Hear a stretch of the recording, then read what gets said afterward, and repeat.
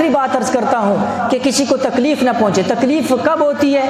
جب انسان جو ہے نا جو غصے کے اندر آتا ہے، اور علماء نے عجیب بات لکھی ہے کہ غصہ جو ہے یہ شیطانی اثر ہوتا ہے، اسی وجہ سے کہ اس کی علامت بھی یہی ہے کہ شیطان آگ سے پیدا ہوا ہے، اور جب بندے کو غصہ آتا ہے تو آنکھ بھی سرخ ہو جاتی ہے، چہرہ بھی سرخ ہو جاتا ہے، آگ کے اثرات ظاہر ہو جاتے ہیں۔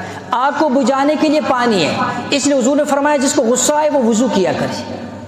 اب میں آپ سے پوچھتا ہوں، اپنے آپ سے پوچھتا ہوں، ہم میں سے کتنے ایسے ہیں کہ ہمیں غصہ آیا اور ہم نے اس سنت پر عمل کیا اور ہم نے وضو کیا؟ نہیں۔ حضور کی اس سنت پر ایک عمل کر لیتے، اللہ کی قسم کئی خاندان اجڑنے سے بچ جائیں۔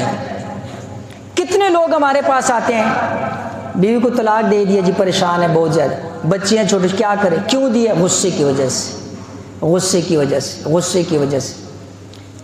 جیلیں بھری ہوئی ہیں، ان سے پوچھو اب کیا حال ہے، کیوں آئے ہو؟ بس یہ ایک گالی کا غصہ تھا، ایک گالی کا غصہ، آج 10 سال سے جیل میں پڑے ہوئے۔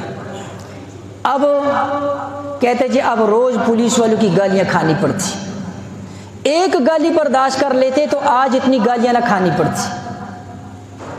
تو غصہ جو ہے اس کی وجہ سے، جیسے میں نے عرض کیا کہ گھروں کے گھر اجڑ گئے، تباہ و برباد ہو گئے، تو میں نے